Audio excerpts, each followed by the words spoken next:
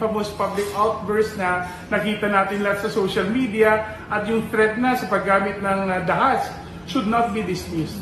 Hindi malayo, naniniwala ko hindi malayo na pwede niyang saktan ng ating Pangulo. She has demonstrated already what she's capable of. Kita naman natin nung sheriff na napuruhan ni Mayor Inday.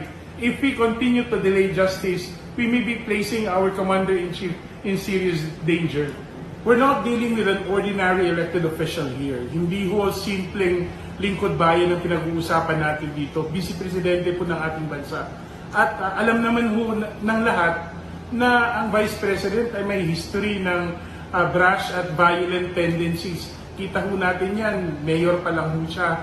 And she has made direct threats before. Dati may mga threats po siya na ginawa po niya. And we would be foolish to ignore the possibility na ngayon, gagawin talaga niya. Napakaraming pwedeng mangyari sa loob ng 5 buwan na naantala ang Senate trial. Huwag ho tayong maging naive.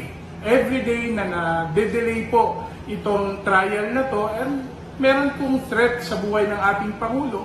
At nandin po rin ang kill threat sa First Lady at sa ating Speaker of the House. Hindi lang ito dapat usaping technical, hindi lang dapat ito usaping legal. This is not about legal technicalities. This is about ensuring the safety and stability of our country. In the end, ang mahalaga, walang sino man ang dapat makaligtas sa batas. Lalo na kung ang banta ay laban sa pinakamataas na leader ng ating bansa.